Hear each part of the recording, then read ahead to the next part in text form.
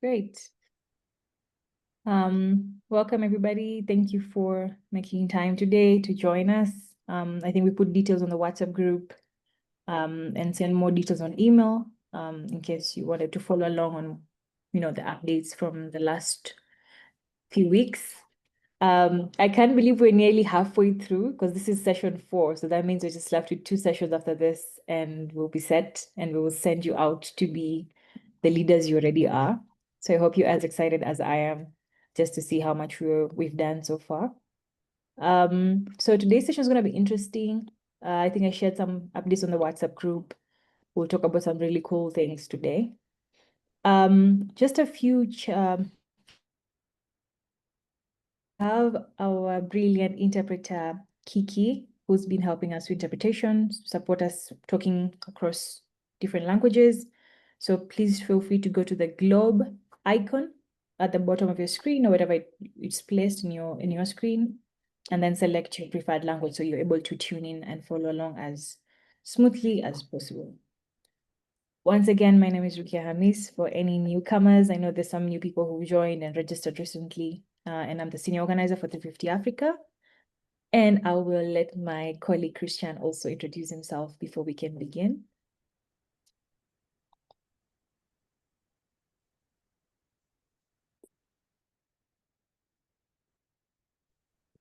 Thank you, Ruki.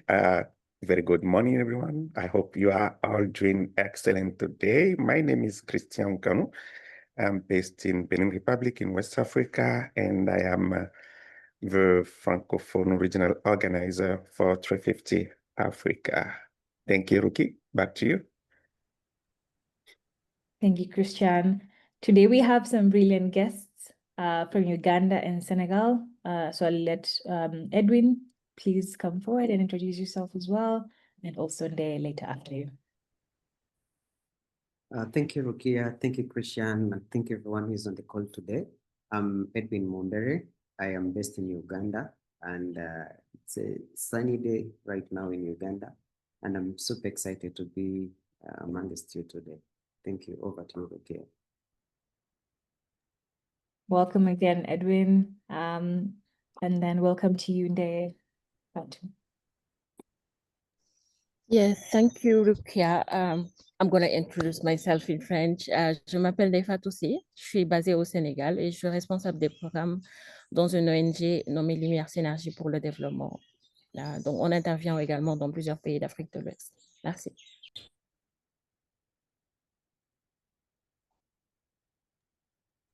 Merci beaucoup, Masu. Thank you for, that introduction. Great.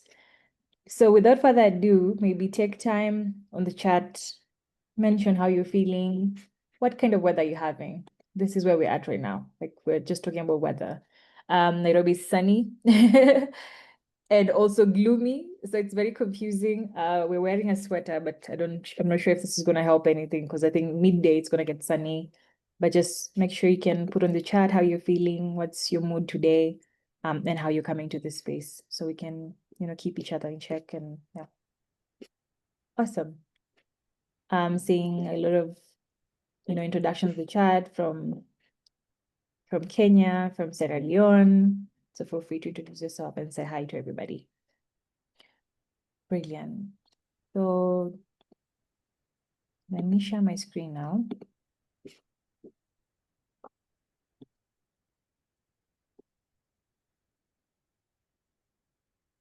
Mohammed from Sierra Leone is excited. I love that. I'm glad you are. Bring the good vibes over to the other side, right? So one moment for me, please. Great. So my colleague Christian will help me with tech support today. It's just me and him. So I appreciate you, Christian, for all the help with letting people in and any other support that will be needed. So again, I think every session we have to remind each other how far we've come. So the sessions have been every week, every 2 weeks from the 10th of July. And we're currently on the 21st of August. So shows that we've been here together for such a great 4 weeks in the past few months. So this is really brilliant to know and have you here. A quick reminder again, although here myself and Christian represent 350 Africa, we also are part and members of the network, Africa VUCA Network, which is the host for these trainings and the skill ups. And if you would love to join the network, please always remember to visit africavuca.org so that you can register and join your network and register your network to our network as well, so we can be in contandem, and then you will be able to get updates, participate in our events, access some spaces that we host under the Africa VUCA network itself. So just a recap, we've done Y Community Led in July 10th. We went and brought in some really cool experts to speak about what are my community gaps and talked around research and renewable energy. We also spoke around making a plan at the last session. And this is where we spoke about how do you look at, we looked at the action plan that Christian and Lynn presented. And there was instructions around how to follow that up for the next coming sessions. So one of the expectations from the last session, which will be very crucial for you to be able to complete this course, is one, you need to work with your team to create an action plan for your specific group. And this is needed as a prerequisite for completion of the whole training. So we shared the link on email to the action plan. You go to the link, you make a copy of it, and then you save it in your group name. And then you share it with myself, Christian, and Lynn via the email that we normally send. And then as you fill it in, we need a completed draft by September 4th. So once you've completed the draft by September 4th, why we're insisting on September 4th, because September 4th and 11th, 18th, I think, if I'm not wrong, the sessions which will be specific around storytelling and digital campaigning. And you can only follow along and maybe coin it and design it specifically to your work when you already have started filling in the action plan. And then finally, only once you've completed the action plan can you get certified and then join the fundraising community of practice. So you get a certificate, you get some of the resources, and then you'll join a fundraising community of practice, which is a space where we host trainings around fundraising. We share opportunities about different fundraising opportunities that are in the space. So it's a very brilliant space for you to be able to join once the training is completed. If you need any assistance in this, please reach out to any of us. You have all our emails. So maybe just reach out and just ask for help and we can support that for you. So what's upcoming? Like I said, today the focus will be around, I've put the action plan, I've prepared it, I want to implement it. How does implementation look like? And here, I think today we'll hear from implementation around how do you implement climate finance issues, how do you work on fundraising for your project, as well as how does safety and security look like in this space, and how can you prepare in terms of your project. So like I've already said, so we'll talk about climate finance, and Ndeye Fatou from Senegal will take us through that, and how do you do climate finance and how do you use it in advocacy. We look at fundraising for your project. So this is Edwin Mandere who will take us through this. So we'll hear from his expertise and what has worked so far. And then I will take you through security and safety 101, just an introduction, just to help you kind of have a sense of, now I'm thinking about my project, how can I stay safe and make sure that my project is successful. So with that, I will let my friend and colleague, Ndeye, come in. So I will stop sharing my screen for a second so I can switch. 1 second, let me just switch immediately without sharing.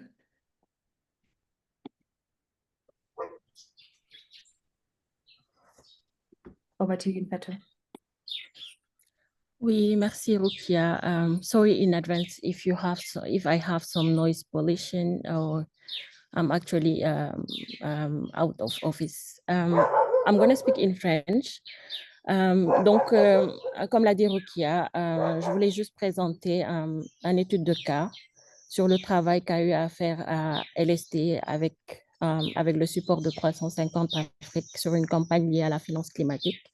Et comment également montrer qu'aujourd'hui, l'engagement des communautés sur des questions essentielles comme la finance climatique peut aujourd'hui soutenir le plaidoyer des communautés de manière générale, mais également pour faire avancer notre combat lié à l'expansion des énergies fossiles et aux mauvais choix liés au développement durable dans nos pays. Pour le contexte, on ne cessera jamais de le répéter. La justice climatique demande à des demandes. Et l'une des premières demandes concerne la réparation. Aujourd'hui, on le sait tous, les communautés sont celles qui sont en première ligne confrontées aux impacts du changement climatique, mais également aux impacts des projets destructeurs. Je parle essentiellement des énergies fossiles, des industries extractives, etc.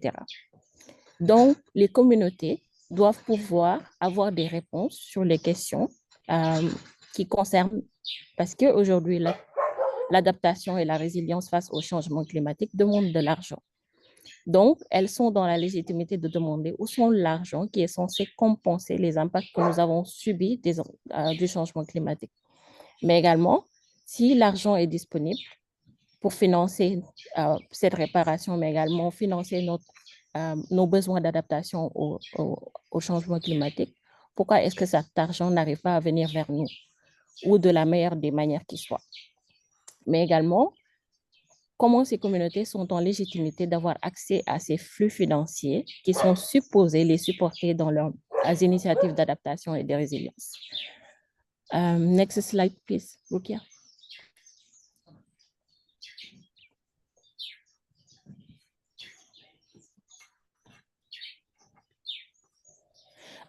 Donc, LSD, notre engagement en ce qui concerne la finance climatique démarre d'abord par notre engagement sur les institutions financières internationales et le support que nous apportons, par exemple, aux communautés qui sont affectées par les projets financés par la Banque africaine de développement.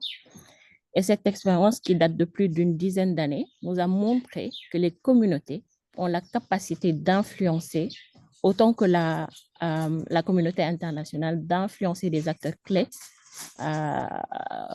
qui interviennent dans la finance climatique.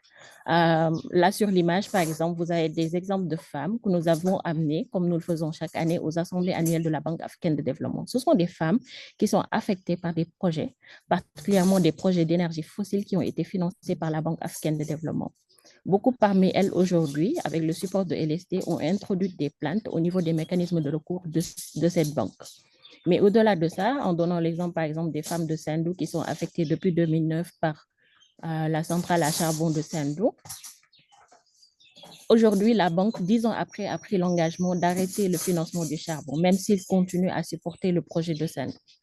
Ça, c'est un exemple du fait que, autant que la pression internationale en ce qui concerne le fait d'influencer, par exemple, les banques à aller dans la transition énergétique, les communautés également ont cette capacité à influencer les financements qui interviennent dans des secteurs clés comme l'énergie ou en tout cas qui concernent de manière générale l'adaptation liée au climat.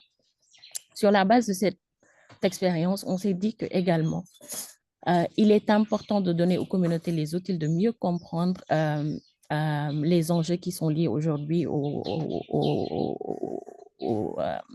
va dire aux questions liées à la transition énergétique, mais également aux questions liées à l'atténuation liée au changement climatique.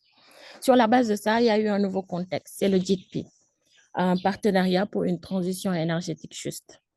Le Sénégal est l'un des derniers pays à bénéficier de ce JITP. Il y a eu d'autres pays tels que l'Afrique du Sud, l'Indonésie et le Vietnam.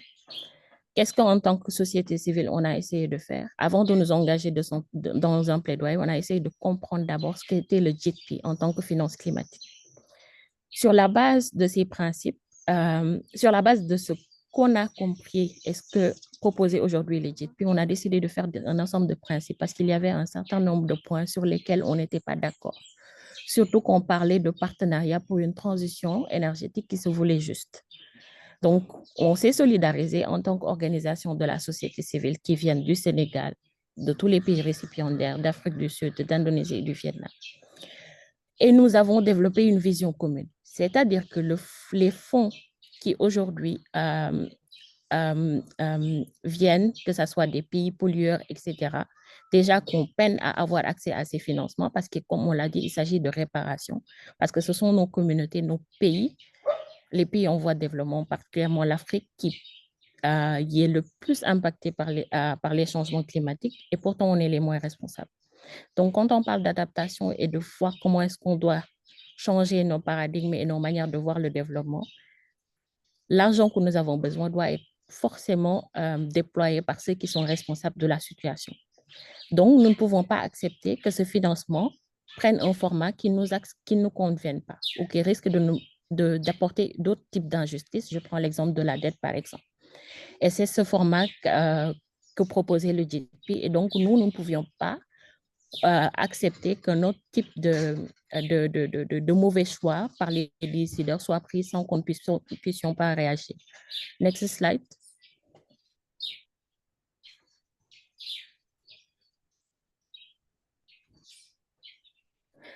Donc, je disais que nous avons essayé d'élaborer des principes. Ces principes, nous n'avons pas voulu avoir l'audace de dire que c'était tous les principes qui pouvaient garantir une transition énergétique juste, par exemple, ou de manière générale à garantir une finance climatique équitable. Mais on a identifié ces 10 principes comme obligatoires, nécessaires, inévitables. Si réellement, que ce soit les pays du Nord ou nos gouvernements, voulaient aller dans une dynamique de finance équitable pour nos communautés. Et parmi ceux-ci, j'ai donné tout à l'heure l'exemple de la dette. Il est par exemple inconcevable que des pays aujourd'hui, plus responsables de la situation actuelle de notre planète, puissent continuer à pourvoyer des financements dans nos pays sous format de dette que nous sommes censés que nous sommes censés leur rembourser, avec des intérêts qui risquent encore plus de mettre nos pays dans différentes crises. Mais au-delà de ça également, où en est la justice climatique? Également en termes d'équité, mais aussi et surtout de respect des droits humains, parce qu'il ne s'agit pas seulement de transition ou d'aller vers d'autres types d'énergie. Est-ce qu'on ne va pas encore continuer à répéter les erreurs du passé, à encore plus mettre nos communautés dans du mal? Et ces principes, on s'est dit qu'il ne s'agit pas de les élaborer pour les organisations de la société civile. Il ne s'agit pas de définir des concepts. Vous verrez qu'on a utilisé des symboles. L'objectif que nous voulons, c'était comment déployer ce plaidoyer au-delà des organisations de la société civile, mais vers la base, vers les communautés, avec des outils accessibles par l'image, par la simplicité, pour faire en sorte que ces communautés à la base, qui souvent également ont une intelligence à pouvoir définir leurs propres besoins, puissent être au même niveau de compréhension que nous tous, sans avoir besoin d'être forcément experts en finance climatique. Next slide. Donc, en tant qu'organisation de la société civile avec un ancrage communautaire, on a essayé d'utiliser ces outils, ces principes et de les déployer auprès des communautés. Et l'utilisation de ces principes, avec, comme je l'ai dit, des représentations visuelles, a montré que ce sont des outils pertinents pour pouvoir engager les communautés dans les plaidoyers, parce que ça leur permet, dans un premier temps, de comprendre les enjeux. Qu'est-ce que vous essayez de dire? Qu'est-ce que vous essayez de nous faire comprendre? Et une fois qu'elles ont compris, je redonne l'exemple, par exemple, du GDP, quand on forme les femmes sur le GDP, quand on leur explique de quoi est-ce qu'il s'agit, mais surtout quand on leur explique le format que le GDP prend, notamment la question de la dette, en tant que communauté affectée par des projets d'énergie fossile ou par les changements climatiques, elles ont une position qui rejoint celle des organisations de la société civile pour effectivement dire que c'est un financement qui ne les arrange pas parce que ça n'intègre pas la dimension de la justice climatique. Donc, c'est ce qu'on a fait et c'est une leçon apprise pour montrer que tout dépend du langage. Si les communautés aujourd'hui également peinent à avoir accès à l'information parce que très souvent, elles ne sont pas au courant des processus, que ce soit des fonds qui sont déployés dans le cadre de la finance climatique, que ce soit les fonds verts climat, que ce soit ce que déploient les institutions financières internationales. Non seulement elles n'ont pas accès à l'argent, mais en plus de ça, quand les processus également sont menés, c'est sans l'inclusion de ces communautés, sans forcément essayer d'inclure leurs besoins dans les stratégies et les politiques nationales. Next slide.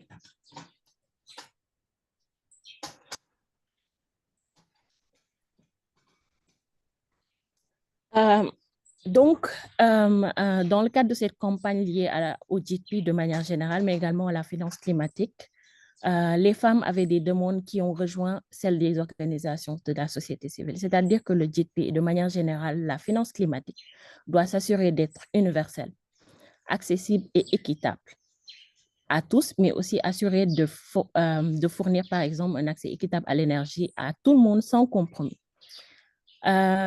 Le GDP ne doit pas promouvoir de fausses solutions et la finance climatique de manière générale. Et ça, on a l'exemple du GDP sénégalais, par exemple, qui considère le gaz comme énergie de transition.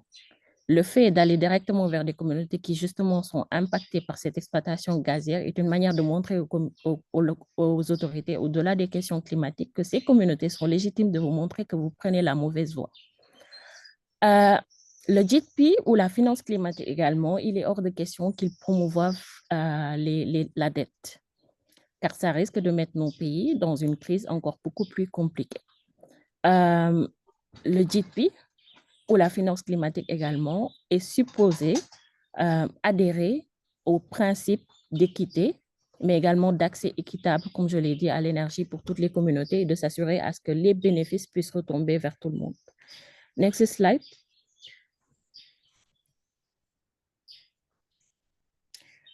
Au-delà également de cette campagne liée au GDP, nous avons organisé la première école de la finance équitable pour les organisations de la société civile sénégalaise et des communautés. Pourquoi des communautés, encore une fois? Comme je l'ai dit, la campagne du GDP a montré que les organisations de la société civile sont les meilleurs partenaires des communautés pour s'assurer qu'ils soient sur la même longueur d'onde quand il s'agit de plaidoyer, parce que les communautés restent les premiers partenaires des organisations de la société civile. Donc, quand il s'agissait d'organiser l'école de la finance équitable, on ne s'est pas dit qu'on va seulement inclure les organisations de la société civile, qui peut-être sont en avance en termes d'information et de connaissances. Mettre sur la même table également les communautés que nous essayons de représenter dans notre travail, les a permis de comprendre certains types d'enjeux. Je donne l'exemple par exemple, dans cette école de la finance climatique, on est allé en immersion dans le delta du Saloum. Ces femmes s'activent depuis des dizaines d'années dans la restauration de la mangrove. Elles utilisent leur propre argent ou le support que leur fournit certaines organisations comme LST. En ayant assisté à l'école de la finance climatique, elles se sont rendues compte qu'effectivement, elles-mêmes, elles pourvoient, elles sont déjà engagées dans la finance climatique depuis des années sans même s'en rendre compte. Elles utilisent elles-mêmes leur argent pour restaurer la biodiversité et pourtant, ces initiatives ne sont pas incluses dans les stratégies nationales d'adaptation au changement climatique. Il n'y a aucune aide qui leur vient du gouvernement ou de l'aide extérieure pour soutenir ces initiatives, ce qui révèle encore un certain nombre d'injustices. Next slide.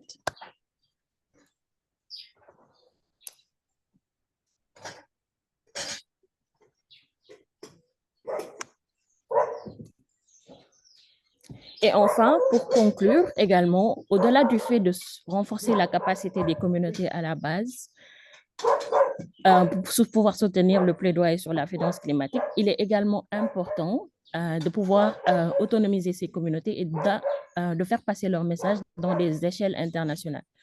Je donne l'exemple du fait qu'à chaque fois, nous amenons, par exemple, les femmes de communautés affectées par les projets de la BAD dans les assemblées annuelles de la banque. Mais cette année également, nous avons amené les femmes de communauté dans le Finance in Common Summit à Cape Town, là où se retrouvent les banques de développement pour pouvoir d'elles-mêmes partager leur position sur certaines thématiques clés comme liées à la finance, mais également à la transition énergétique, à la question liée à la gestion du climat, etc. Donc, ce sont un ensemble d'engagements qui montrent que au-delà de notre combat lié aux énergies fossiles, etc., la finance également a un aspect assez important qu'il convient vers lequel il convient d'engager les communautés pour qu'ils puissent savoir également, au-delà du fait de dénoncer les injustices liées au projet et au changement climatique, il est temps que les financements soient débloqués et surtout au bénéfice des communautés. Merci.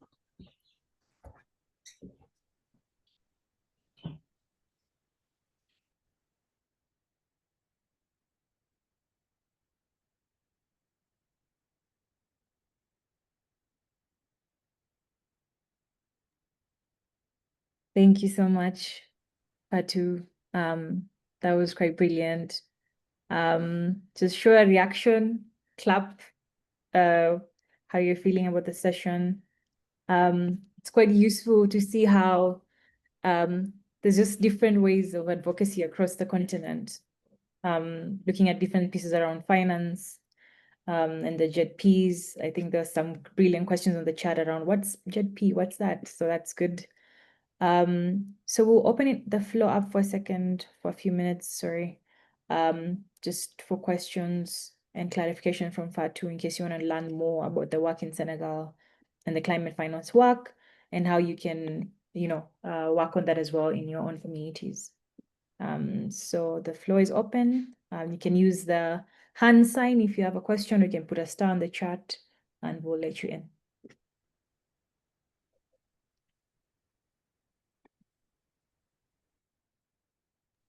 Go ahead, Audrey. Yeah, thank you so much, Rukia, and thank you also, Fatu. I will not ask a question, but I have something I wanted to suggest because I feel like the work that Fatu and her organization is doing in Senegal is actually very impressive. I feel like since they are also working on extractive industries, it could be nice for them to get in touch with the African Commission on Human and People's Rights because they have a commissioner who is working specifically on extractive industries and who can contribute to actually push the government of Senegal to make sure that their recommendations are taken into consideration because they usually how can I say, they have opportunity to share some notes and things like that. Ils font des recommandations, Fatou. Sorry, I will continue in French. Donc, ce sera possible pour vous, par exemple, de leur soumettre des rapports et ensemble, vous allez voir comment pouvoir faire des notes. Toi, en tant qu'organisation, vous pouvez faire des notes et leur soumettre pour qu'en fait, lors des rencontres avec les gouvernements, ils puissent leur soumettre ça et qu'ils prennent même des décisions un peu plus contraignantes, en fait. Donc, voilà ce que je voulais ajouter. Thank you so much, Rukia. Au revoir.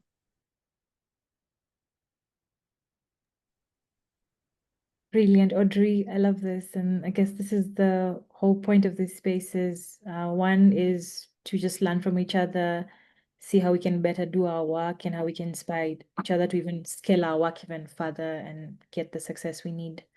Thank you, Audrey, for that contribution. Comrade Diba.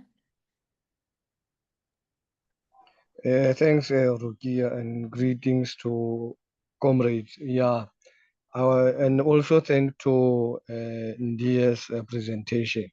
Actually, I want to know from her side, actually, coming to the issue of community engagement, particularly the women. How do they translate this JETP jargon into a simpler language for an ordinary young women to understand so that there can be a meaningful engagement?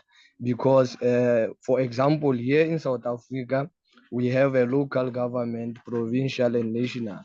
So I want to know from her side, from her experience, how do they simplify the jargon from just energy transition so that each and every woman can have a meaningful contribution towards the challenges that they are facing. Thank you very much.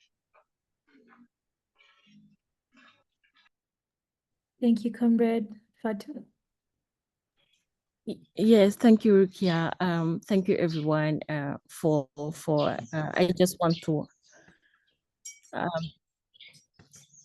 sorry, I had some problems with my screen, so I didn't see the name. Diba, it's coming. Yeah, Moketsi, I want to respond to Moketsi in French. Moketsi, effectivement, je suis tout à fait d'accord. C'est un grand défi, un grand challenge de pouvoir, on va dire, renforcer les capacités des femmes sur certaines politiques ou certaines initiatives que mène le gouvernement dans les langages nationaux, dans les langages locaux. Dans les langages locaux, dans les langues locales. Notre chance, peut-être, c'est qu'elle était à ce style d'ancrage communautaire. Toutes les formations et les renforcements de capacité que nous faisons avec les femmes, nous le faisons dans les langues locales. Maintenant, pour le cas du JITP, ça nous a pris du temps. Ce n'était pas un processus très rapide. Je pense qu'on avait déjà démarré les premières formations l'année dernière avec l'appui de 350, mais jusqu'à présent, nous continuons les réunions de sensibilisation dans les différentes localités où nous intervenons. Pour une année, je dirais qu'on est presque à une vingtaine de réunions de sensibilisation communautaire par localité. Je dis bien par localité. Parce qu'effectivement, parfois, il y a un décalage. Au-delà du fait que même nous, en tant qu'organisation de la société civile, il peut y avoir des éléments qui nous échappent, que ce soit par manque d'accès à l'information, sur le fait que parfois le gouvernement n'est pas très transparent, et ça a été le cas du JITP. Là où peut-être on a été intelligent, c'est que la société civile s'est très tôt organisée en mettant en place une plateforme qui s'est engagée avec le ministère qui mène en œuvre le JITP pour que nous ayons à chaque fois des mises à jour sur les informations. Maintenant, c'est comme sur la base de ça que nous déployons par de petites réunions pour s'assurer que ça soit digeste pour les femmes, mais toujours, comme on l'a dit, en utilisant les langues locales. C'est pour ça qu'on a donné l'exemple des principes qui ont été matérialisés par des images. On tenait à ça justement parce qu'on sait les défis qui peuvent se passer quand il s'agit de renforcer les capacités des femmes sur des thématiques peut-être parfois complexes que même les plus grands experts peut-être ne peuvent pas forcément maîtriser. Mais ce qu'on voulait en fait pour elles, c'est que parfois, comme je l'ai dit, j'ai donné l'exemple de femmes du delta du Salom, par exemple, qui s'activent dans la restauration de la mangrove par leurs propres moyens. Comment on arrive à faire le lien par leur propre réalité locale, par leur propre... parce que aussi, c'est des femmes, il faut savoir, avec lesquelles on mène des formations depuis plusieurs années sur des questions antérieures comme la justice climatique, etc. Donc, elles sont déjà outillées sur certaines questions. Donc, malgré que le JITP soit un nouveau concept, etc., ça, c'est facile parce qu'on se base sur ce qu'elles ont déjà comme connaissances et expertise, en nous basant toujours, comme je l'ai dit, sur leur propre réalité locale et leur environnement direct pour pouvoir également faire en sorte qu'elles puissent comprendre les enjeux qui sont liés à ce JITP-là. Et ça a marché puisqu'elles sont arrivées à formuler leurs besoins. Elles sont arrivées à dire sur plusieurs points sur lesquels elles ne sont pas d'accord et qu'elles ont justement rejoint la société civile pour dire qu'effectivement, ça, c'est problématique. Ça, c'est un mauvais choix du gouvernement, etc. Quand il s'agit d'accepter le fait que, par exemple, le JITP soit en majorité une dette. Quand on dit que le JITP promouvoit les fausses solutions comme les gaz, quand on va directement dans des communautés qui sont impactées par l'exploitation gazière, c'est très facile pour elles de comprendre très rapidement là où on veut en venir. Et voilà, ce sont ces exemples de démarches qu'on fait très souvent et ça marche.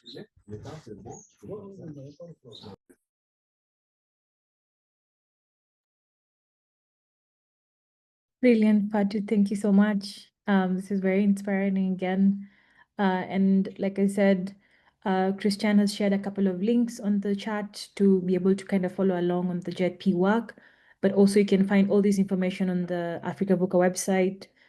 So you can get a sense of them. You can read blogs around their work. You can see the toolkits and the principles, and you're able to download them directly from the website. So feel free to visit the website and then go to toolkits and resources, and you'll be able to access all these pieces of work. I'll give Audrey a minute as well, and then we can shift to the next space. Welcome, Audrey. Thank you again, Rukia. I just have a quick question. Maybe it has been answered, but I don't know. Is on the resources you have mentioned, is it possible to have, for example, resources on specific countries like Cameroon or even all the countries from the Congo Basin? Is it possible to have that? Because I was wondering where, for example, I can have those resources to better inform how I communicate as an activist. Over. Oui, merci Crispin. D'ailleurs, je voulais tout à l'heure répondre à ta première interpellation tout à l'heure quand tu parlais de comment est-ce qu'on peut faire parvenir nos messages aux décideurs, etc., par des déclarations, etc. Pour les outils, effectivement, par exemple, quand je donne l'exemple des principes sur le JITP, tout le temps on l'a partagé, je pense que même 350, quand il déployait ces principes sur les réseaux sociaux, on a précisé que ça ne concerne pas seulement les pays récipiendaires du GIEC. D'autres pays peuvent utiliser ce genre d'outils. J'en reviens encore aux images des principes qui peuvent être globalisés sur la finance climatique de manière générale. Aujourd'hui, c'est une question qui interpelle tous les pays, que ce soit le Cameroun, etc., ou toute organisation qui y a un ancrage communautaire et qui mène le genre de travail que nous menons pour pouvoir également essayer de trouver des outils qui peuvent faciliter l'interaction avec les communautés, que ce soit les renforcements de capacité, etc. Donc, c'est bien sûr une opportunité de s'en inspirer et de que vous puissiez déployer la même chose tout en étant fidèle à votre contexte.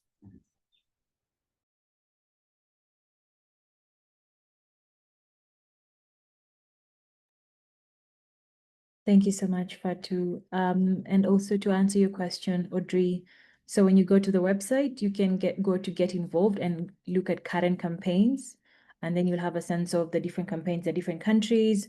And these links will take you directly to their countries. So if you hear it's RIPA Africa, which is Pan-African, there's Stop Eco, which is Uganda, Tanzania, Fosso Free Virunga, which is the DRC work, RE4CC, which in Ghana, Stop ECOP again, with a coalition-based work. And then at the bottom, you can see the different groups. So if you register to the network or join the network, you appear on the map and we can able to access different work. So you can go to Kenya and access a group and learn about the social media and what they do. But other than that, when you go to stories as well, if you go to the stories section, you'll be able to also see and hear stories on different parts of the world. So there's the First to Flee work that CECIC did recently, and you can learn about the work they do there. You can see the Community Corner, which is around solutions work across Benin, Uganda, and Ghana. You can listen to podcasts from South Africa about the justice and climate. You can see podcasts by Stop ECOP, podcasts by Earth Voices. You can download the Samurai tool. And then if you go to resources now, you get access obviously to this training, but then you get access to the Fair Finance School. I think Fatu mentioned the Fair Finance School. So this is a tool you can download straight directly here. It will direct you to the Fair Finance School website and you can download all the tools there. 350.org has their tools. Mobilization Lab has their own tools as well, which you can use. There are reports on research. So there's the renewable energy advocacy work. So you can learn about how do you use renewable energy in advocacy, what is the landscape of renewable energy in Africa. You can talk about the just recovery. This is the work that people were doing around during COVID. And then on toolkits, you can see the On Power toolkit, which is the one we're using for this training session. You'll also see the JETP principles that Fatu just shared, so you can have a sense of what work is happening in Indonesia, South Africa, Senegal, etc. And then obviously school strike toolkits, which are helping you in terms of striking and organizing as well. Hopefully that also is helpful to you, Audrey, and also the rest of the teams here, just so you know that the website, it has tons of tools. And we always encourage people to also submit blogs, because that's another way we can share your stories. And on the storytelling part, there's a submission for stories. So you're able to submit your story, you're able to submit your toolkit, anything that you want to submit, and we will add them directly to the website. So this website is for us, so we can be able to exchange and share ideas as well. Thank you for that brilliant question, Audrey. Great. So without further ado, I would love to welcome Edwin Mbere. You've learned about how you can think about climate finance and advocacy, but now you're going to hear about how do I fundraise for that project that I'm working on that action plan. For those who've already started working on the action plan and you're thinking about, okay, so budget, I have a budget of 1 million. How do I fundraise for that? So Edwin will take us through that. So warm welcome, Edwin, to the space. Thank you, Rukia. Thank you, everyone who's on the call today. I will introduce myself to those that joined when we had already made the introductions. I'm Edwin Mombere. I work with Center for Citizens Conserving the Environment. We are based in Uganda. So today I'm going to take us through the process of and the stages of fundraising. So I know they're a little bit different from what you're going through in your countries, but I'm very, very sure 100% they resonate with what we are all going through in our different countries and at the different levels at which we are. But most importantly, I will Sorry, most importantly, I'll try to generalize everything so that we can be able to learn and follow everything at once. So, okay. Are you able to see my screen, comrades? Yes, we can. I think it's loading the slides, so we're waiting. Yes. It's just a second.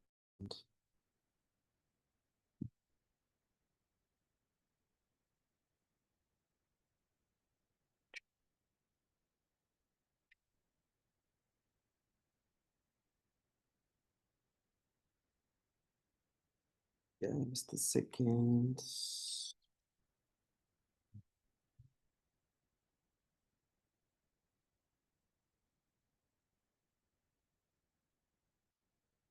Okay, so now I have to jump into the presentation. Now, this is, my presentation is basically about effective fundraising and growth.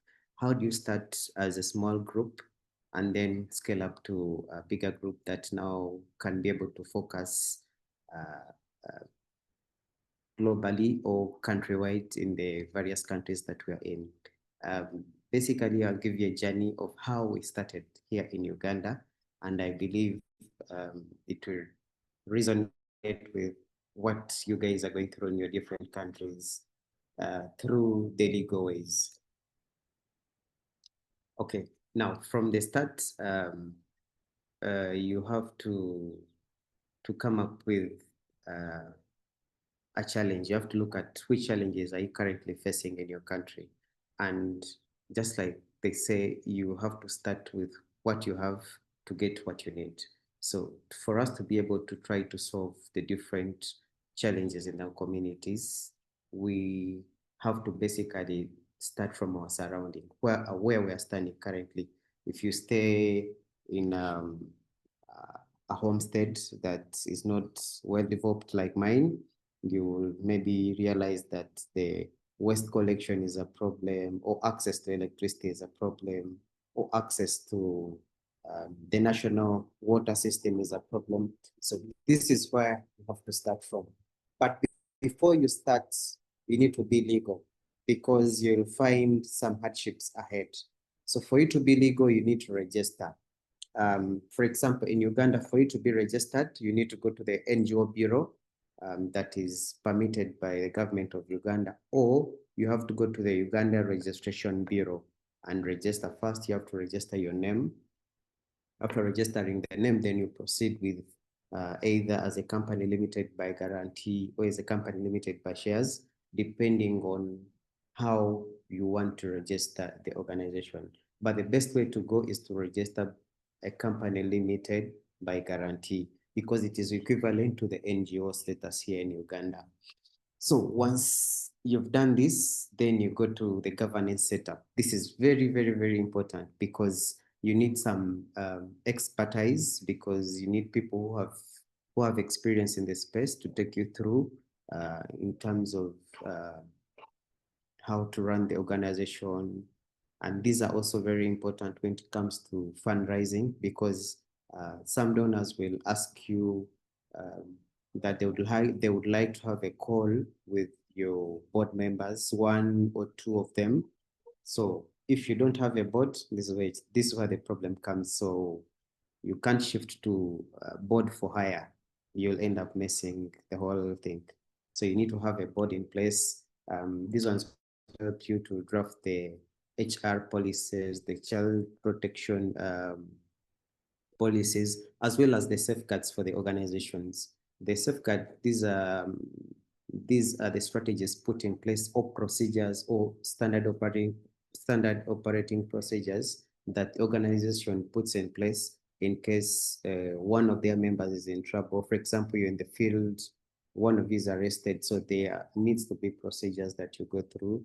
For example, maybe a journalist just walks into your office and wants to interview you, so you need to have steps that you have to go through. So having this in place really prepares you for something big that we are going to look at, that is fundraising.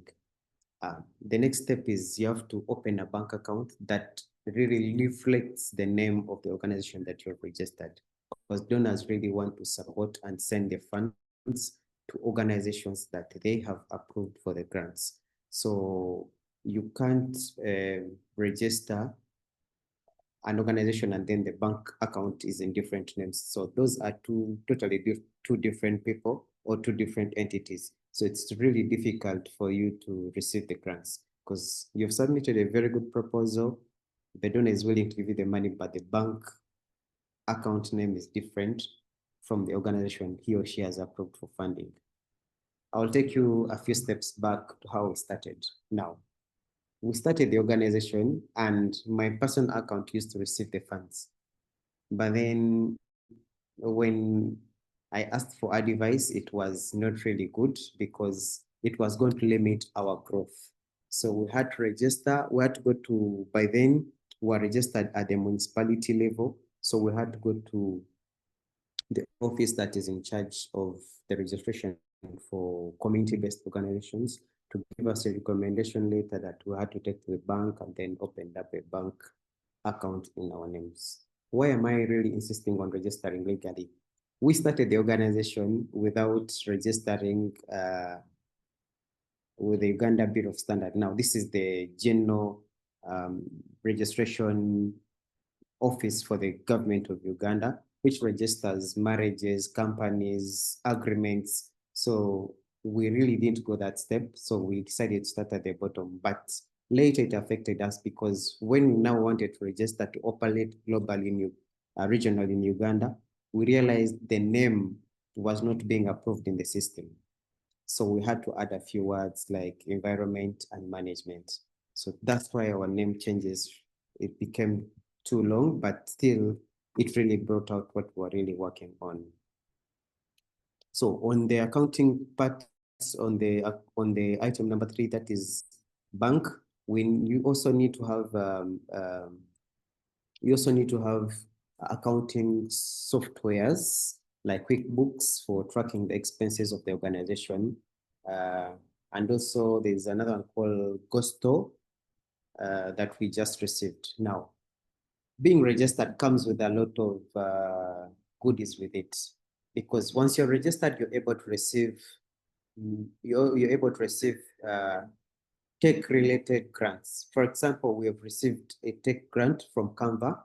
Now have Canva for NGOs, which gives you all the premium packages that Canva gives to those that have paid for it. We have we've received another technical grant from Microsoft. All our emails, we use Outlook. We've been recently upgraded from 10 emails now to 100 emails. We also have another one from Amazon. The one we received from Amazon, they are going to give us access to their systems for our AI project that basically focuses on climate change and farming. So they are going to give us the technology as well as link us to another organization, another company in India that is designing the system. So being registered comes with a lot of benefits, which I think we really need to focus on, and it really helps in fundraising. Just a second, you need to go to, okay. Okay, so, oops, sorry, comment something just. Yeah.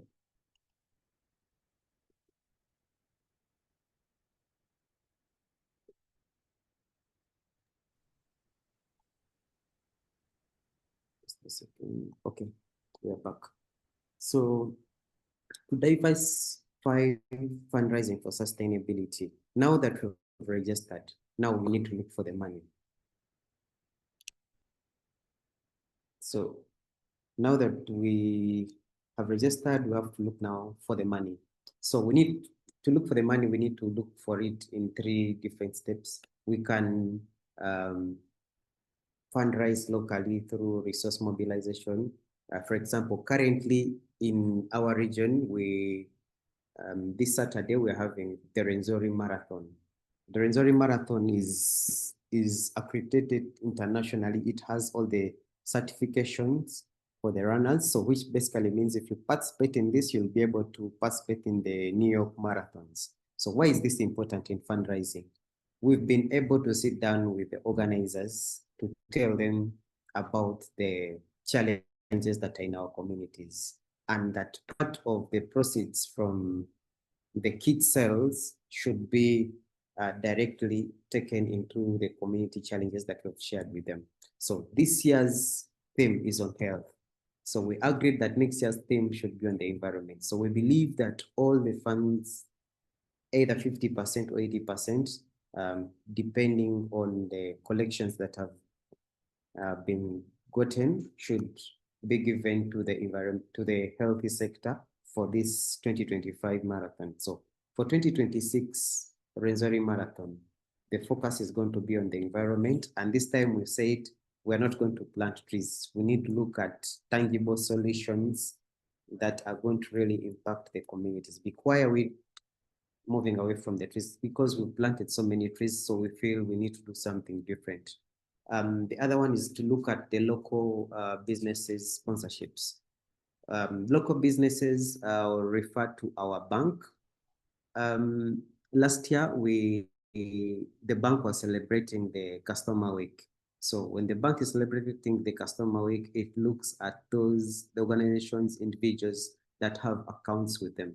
So when they reached out to us to check if we had challenges with the bank and whether their services were okay, and we realized this was the golden opportunity for us to really share with them what we do. So from the 30-minute engagement that we had with them, we ended up agreeing that they are going to give out cook stoves to communities, and then we are going to guarantee the households that are going to take the cook stoves, because we didn't know that the bank had all these services that people can access. But because they came to us, we felt like this was the best opportunity for us to fundraise. And hopefully, effective next year, January, we shall be rolling out maybe a first few hundred cook stoves to the communities. So this comes in through the local business partnerships. There are usually these opportunities there, but you really need to reach out, and you can't reach out if you're not registered legally. So I'll always refer to that because it's very important. So the second one is international and community. The second one is in international and national grants. For example, in the government of Uganda, I'll refer to that through maybe the Ministry of Water. They usually have small grants or small partnership opportunities for organizations that are basically focusing either on water and environment. So it is important that we write out to these government entities and find out if there are such opportunities. These are very important for us because when we're applying for bigger grants, we shall need government recommendations or departmental recommendations to support our grant applications. So if you've not been working with them before, it will be difficult for you to get such recommendation letters. That's why I am starting by saying we need to partner with the different government entities. So we also have international donors like country embassies, for example, the US Embassy, the Dutch Embassy in Uganda, and the French Embassy. The French Embassy has really supported so many organizations when it comes to climate change, justice, though it is still difficult for some other organizations to really access some of these grants, but at least they have shown that the door is open. So we just have to keep on trying. We, among other international donors, we have 350, we have Ford Foundation, we have, there are so many. We have Google also gives cash grants to organizations, though we've not really succeeded on that, but fundraising is all about trying and trying again and reorganizing yourself. So thirdly, we have digital campaigns. We really need, for us to be able to fundraise well, we really need to take onto these different spaces, which now the next two of fundraising. We really need to tell the story more, because the donor wants to give, the donor prefers giving money to the people, not to the project. So you really need to tell the story that this is the challenge that the people are facing.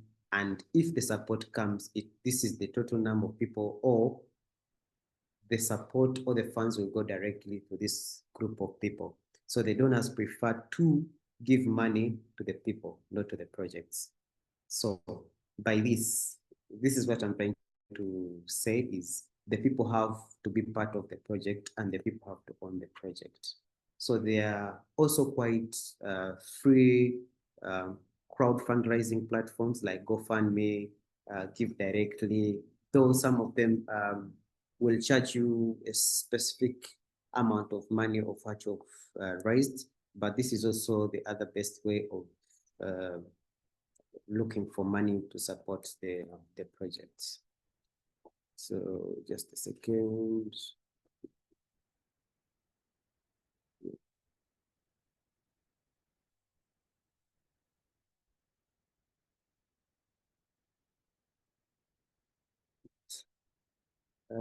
Okay. Okay. In fundraising, there are usually challenges, and just like any other journey, you can't go straight. The journey usually has curves. It's not a straight line. So we don't only have to, once you've gotten the funds, now you have to look at sustainability. How are we going to sustain the organization that you've created? One, we are not only going to depend on the donor funds. You know, in the NGO sector, we have the wet seasons and the dry spells. The wet season is when you're receiving calls for proposals, you're applying. If you're lucky enough, you get funded. Then you have dry spells, especially when the year is almost ending. Every donor is evaluating the different projects they've supported. And then it's really, usually the call for proposals is limited depending on the space that you're in. So now, how is the organization going to survive? This is where we look at now training. Because you've got an experience, a lot of experience in climate justice, this is the time when you as an organization, you should use your expertise to raise funds from other organizations or companies that really want to get engaged in this by selling the services. Yes, we at CECIC, if you want us to train you, this is the fee per hour per this, and then this money comes back into the organization and to support us in the other costs, internet, rent, and all the other related costs. So because depending on the project that you're working on, you can sell crafts for those that are working on the waste management. They can turn the waste into treasure, and all this can help raise the funds.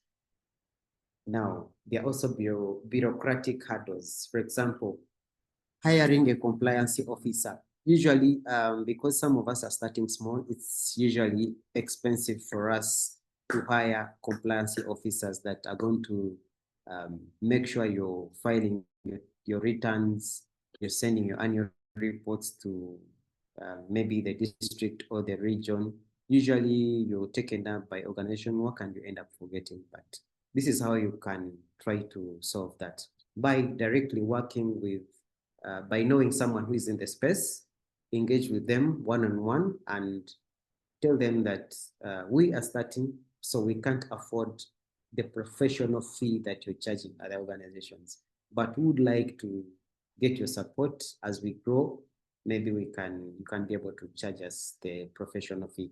So once you reach out to the experts, they will listen out to you, and trust me, you will reach an agreement and they will help you out, because once you don't comply, then they will cancel your license or your certificate. So this is key. If it's canceled and the next grant application really needs you to have an updated certificate, it basically means you're missing out on the grants. The other is limited capacity.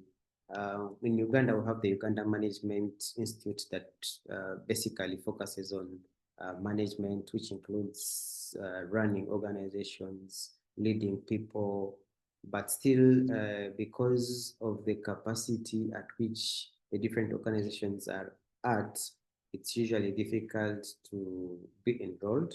But the best way to learn is to work and engage with other people in the different spaces to help you out, skill up your stuff. Then there are also other NGOs that are helping out. For example, Rukia just shared the tools that an organization can use to train either communities or even train their staff themselves. Then we have climate defenders. They can defend. They can train. Sorry, they can train about. I'm trying to look at the one we just had a few weeks ago about data security and physical. Then we have Defenders Protection Unit. These are organizations in Uganda that are giving out free training to organizations. So I believe if you have such in your country and reach out, and then they tell you what you're requesting for is outside of their scope, but then don't give up, request for in an introduction to another organization that can help you on what you've requested.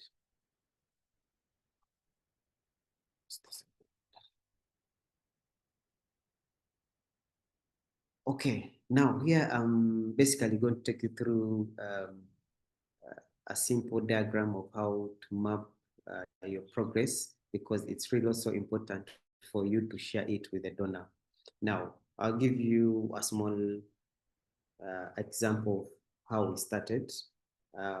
We started as a volunteer group in 2010, not registered, but with very big dreams to be the leading organization that focuses on conservation. We didn't give up in 2020. In 2010, 2022, we received the certificate as an NGO, that is a company limited by guarantee. 2022, we received a $50,000 US grant from USAID. Basically, we were focusing on education. Now, between 2022 and 2010, we were receiving other grants from the different partners that we worked with. And as of today, we are currently operating in more than 50 districts. That is almost Western Uganda. And the certificate that we have allows us to operate anywhere in Uganda and on any topic that is environmentally related. So that's the ability that has even helped us to fundraise more and more. Now, before I go to this slide, as an organization, you need to set goals. For example, this year's goal for us as a fundraising team, we set a goal of fundraising $100 US. Now, how were we going to fundraise the $100 US? We had to make sure that at least every week we submit 4 proposals. Every week we made it a must. Now, out of the 4 proposals, we were lucky. We got one and it gave us $120 US. Now, this was a project for 2 years, which is ending this year. Now, the journey didn't stop there. Once you receive a grant approved, you shouldn't sleep. Now, that is the time to look for more funds, because you're going to grow, you're going to bring in more people that will need salary. 2, the expense as an organization will increase. So you can't only depend on the grant that has been approved. Otherwise, you'll not be able to account for the money. So what you have to do is you have to now fundraise more. Now, even as of today, our target was $100 US. We still didn't give up even on small grants of $500 US, 1,000. We kept on applying for those grants because our aim is to create an impact in the community. Now, how are we building the fundraising culture in the organization now? we make sure that the volunteers that join us and the other staff that are within the organization, we make sure that at least each of them applies for grants that is below 20,000. Why are we giving them the opportunity to apply for grants that are below 20,000? It's because we want them to develop the skill of fundraising, of grant application. So by the time they win these grants, then we can now give them another target to raise much more money than this. So this is how we've been doing it. As of today, starting today, I would request that if most of you are not registered, maybe these are the steps that you really need to look at. One is to register, to legalize your registration and board formulation, launch and fundraise locally, plus digital campaign, because you need to have two offices. One is the physical one. Two is your online presence, which really needs to be updated every now and then, because not everyone will reach your country, but anyone can search and type in your name to get to know what you people are doing. To set a goal, how if you've started in your, let's say, village, how many villages should you be able to reach out in the next 6 months? So these goals will help you to boost your fundraising energies and fundraise for more money. Thank you for now. Over to you, Rukia. Thank you so much, Edwin. Wow. I think if no one has known the work of CECIC, I think you should by now. I think they're one of the most brilliant groups when it comes to how well they fundraised. From a group that was never registered, right, to a group that's fully registered now and operating in like the whole country. So hopefully it's giving you some insight. So maybe you can just show your appreciation about what Edwin has shared so we can get to see what the mood is in the chat, right? Great. I will open the space up for questions, for a few questions, and then we can move to the last piece of the session before we close. I see Aniedi is on stuck. And then there are some questions in the chat, which I'll tell you in a few minutes. Aniedi, quickly, just 1 minute. Okay. Good morning from Nigeria. Good morning from Nigeria. Hello?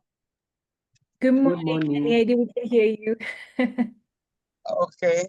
Thank you so much. I've been in the cohort from the beginning of the training and I quite enjoy it so much. Thank you. And my question is on grant sourcing, and I heard that from your write-up that you have joined with organizations from South Africa and Kenya to be able to come up to the level that you people are today.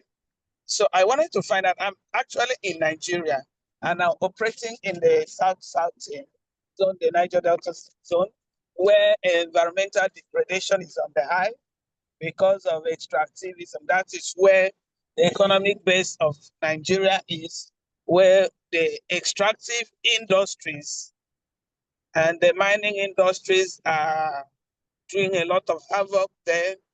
So the health situation of women, the young children, and so many things. And most times it exaggerates crisis and conflict.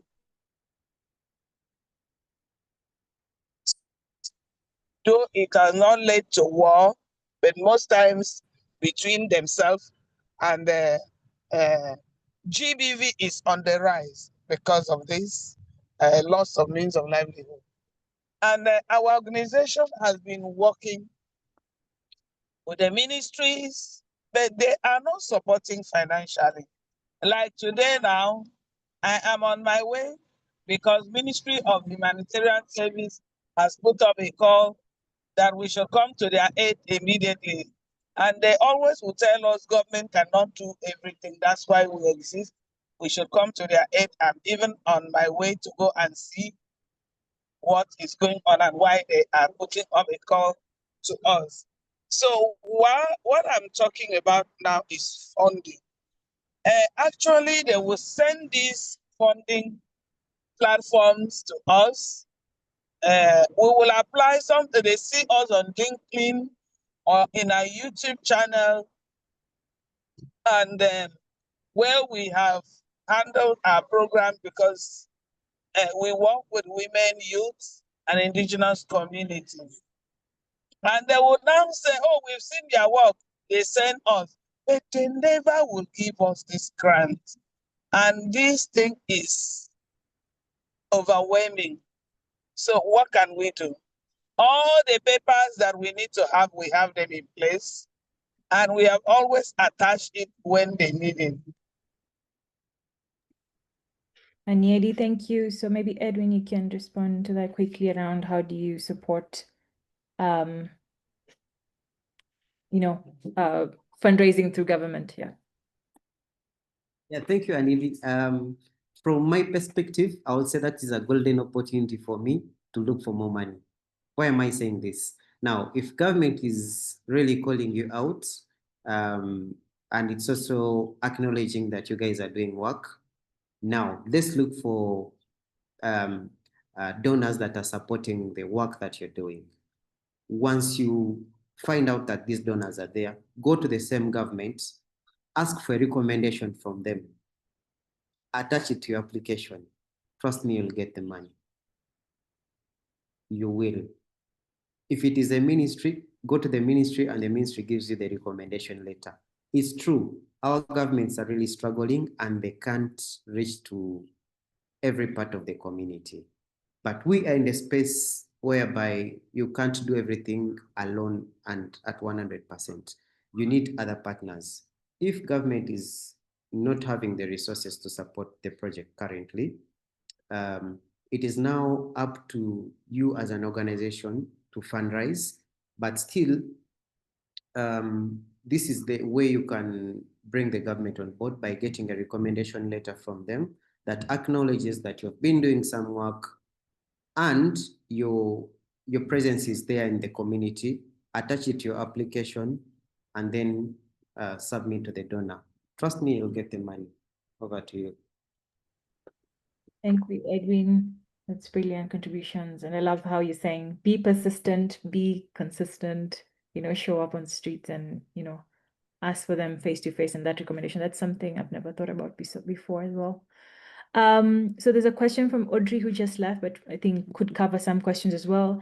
And then I'll let my colleague Christian cover Eric's question. And then we'll just take the next 5 minutes to do this. So please bear with us. So Audrey was asking around what are the common mistakes that people are doing that help them, that you can help them avoid when it comes to fundraising. And then at the same time, she asked, what are the strategic approaches? What's one key learning coming to your mind that has contributed to securing funds efficiently? And then finally, she asked, how are you relaying online communication to improve your brand and donor appeal? So those are 3 questions in one, and then there'll be other questions from Eric before we close. Over to you. Okay, thanks a lot, and thanks, Eric. I'll go back to donor retention. How are you getting back the donor, and how are you making sure the donor is in constant communication with you? This is really important. The mistake that we did at first was, once we get the funding from the donor, we submit the reports and our business is done with them. But then we realized we were making the biggest mistake. So we started working on this. And how did we work on that? Even when we receive funding for a different project from what they are currently supporting, would reach out, share the reports, share an update with them, either through email, depending on the connections that we had. Some of them, we had their WhatsApp numbers or Signal, we would request for a call, tell them, from the project that you supported us with last time, we've made a continuation. This time we are focusing on ABCD. And then without evidence, then you're discussing emotions. So you have to attach the evidence, either pictures or videos that show that you're really working on that. Now, to be able to make sure that you are retaining your donors, transparency is key. That is very important. The donors want people who are transparent. And you need to keep one thing in mind, that the donors talk to each other. So if the donor gives you money and you don't implement, don't expect the other donor to give you the money. Because if you're in the space of conservation and then you receive money either from, let me say, Christian, and you didn't implement, after you had received the money, there was no communication, you didn't acknowledge that you have received the money, there's no report. Trust me, if you're writing maybe to Eric, and Eric is already talking to Christian, trust me, you won't get the money. So being transparent is very important. Two, to keep in the digital space and maybe to pull up the brand, we are basically using the social media, and we are also getting help from the 350 team. Trust me, we are still struggling with the digital kind of bring up our brand, but I can testify that if you reach out to 350 team, you'll get the help that you need, because we are working with them on so many things. We've always been disturbing them. Hey, we are planning this and this. How will it go?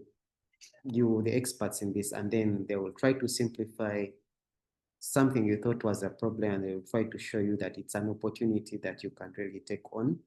One of the supports we've received is if you write to them in time, they can give you the Zoom link.